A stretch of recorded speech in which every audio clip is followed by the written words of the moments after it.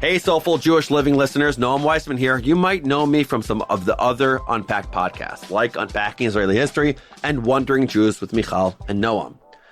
I won't stand between you and the very important mindfulness experience that's about to take place. And I wouldn't interrupt your listening if I didn't have something important to share. I want to tell you about this very important fundraiser that's going on until December 31st. Without donors like you, we simply wouldn't be able to do the work that we do or grow in the way that our audiences are expecting of us, which is why we're asking you, our loyal listeners, to help support our podcast expansion.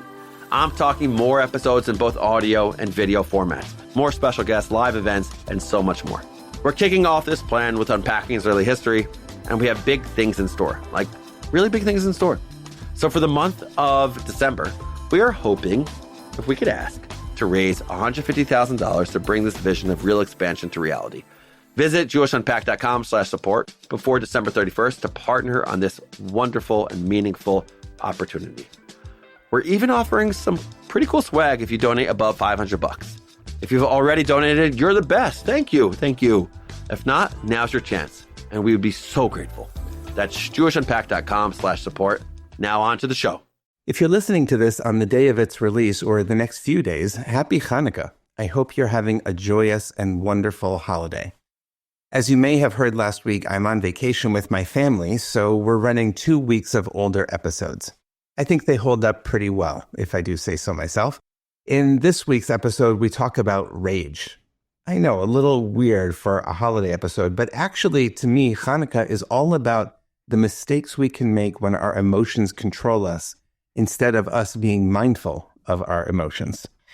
Have a listen and let me know what you think.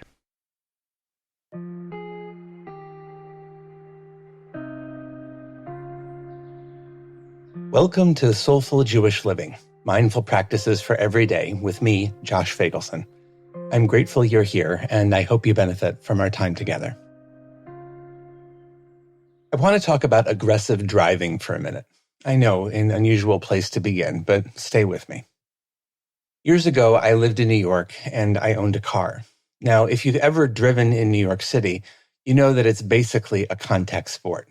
The term bumper-to-bumper traffic was kind of created to describe it.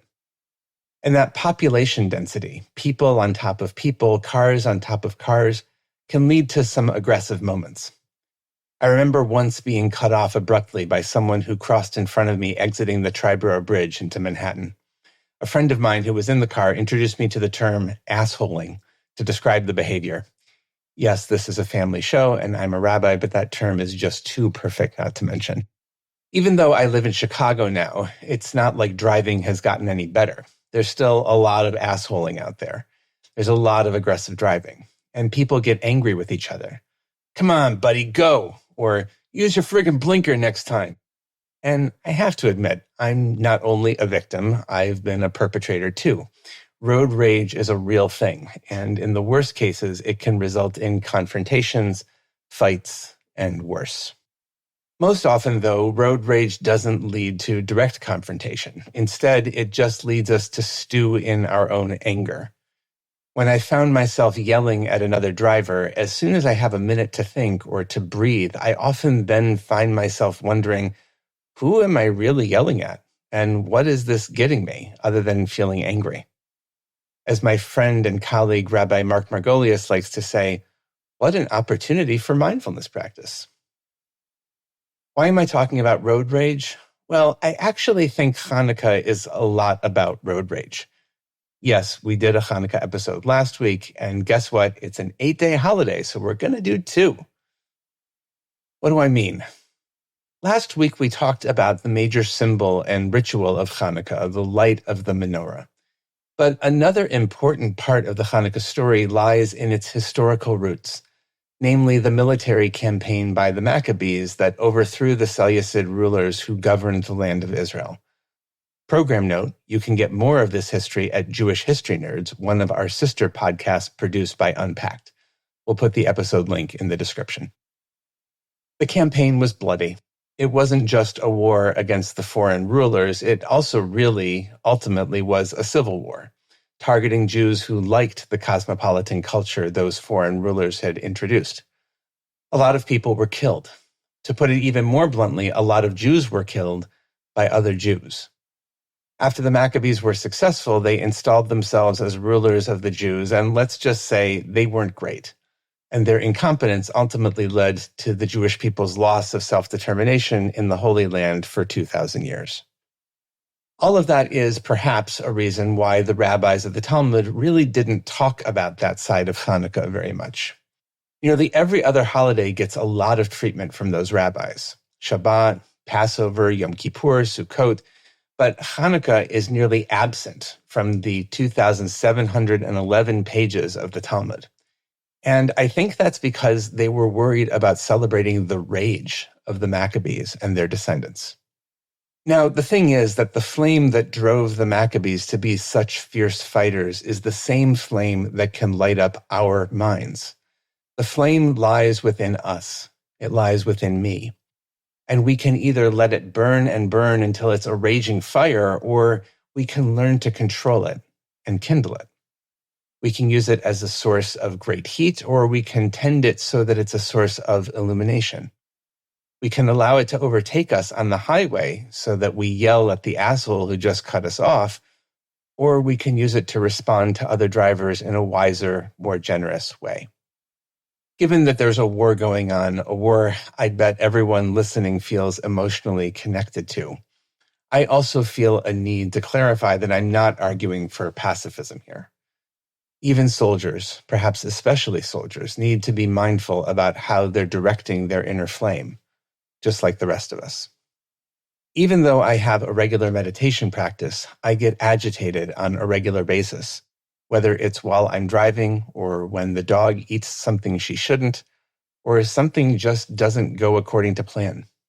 My guess is you do too. That's totally normal. We all experience things that bother us or even provoke our outrage. But as the great psychologist and Holocaust survivor Viktor Frankl taught, quote, "Between stimulus and response, there is a space. In that space is our power to choose our response. In our response lies our growth and our freedom." To me, that space is the space of the candle flame, the space of Hanukkah.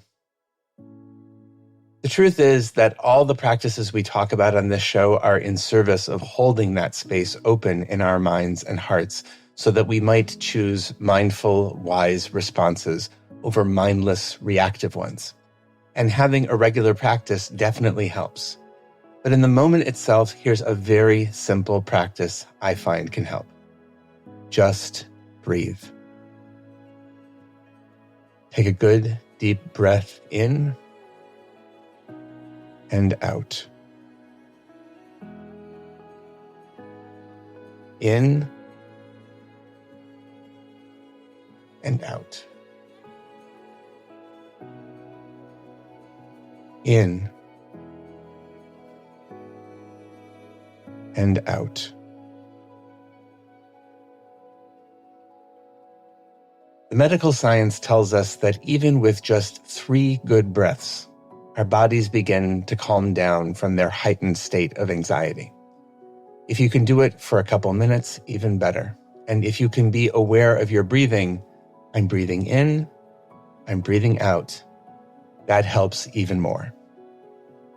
And while you're doing that breathing, you might visualize a flame in your heart.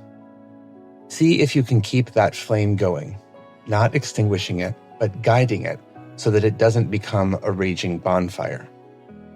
Let it be light that lets you glow with wisdom, with generosity, with compassion. Let it be a light that helps you choose a peaceful path, whether that's a path in life or just the path off the exit on the highway. Blessings for the journey. Know that I'm on it with you.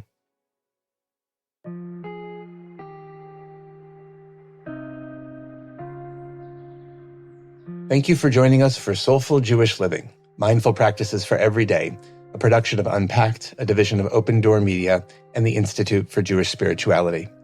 This episode was sponsored by Jonathan and Corey Califer and the Somerset Patriots, the Bridgewater, New Jersey-based AA affiliate of the New York Yankees. If you like this show, subscribe, give us 5 stars, and write us a review on Apple Podcasts. Check out Jewish Unpacked for everything Unpacked related and subscribe to our other podcasts, and check out the Institute for Jewish Spirituality. Most important, be in touch. Write to me at josh@jewishunpacked.com. This episode was hosted by me, Rabbi Josh Feigelson. Audio was edited by Rob Pera, and we're produced by Rifki Stern. Thanks for joining us. Hey everybody, it's Elon Gold. Let's be honest, who doesn't need a good laugh right now? Oh, I know I do. Well, that's why I'm excited to invite you to my new podcast, Stars of David with Elon Gold. Join me and my co-host, the wonderful, the hilarious Eli Leonard, on Stars of David to dive into all the joys and, yes, quirks of Jewish life, together with some amazing, very special guests. Whether you need a laugh, a little kvetch, or some heartfelt conversations, Stars of David has you covered. Subscribe now to Stars of David wherever you get your podcasts and on YouTube at Unpacked Podcasts.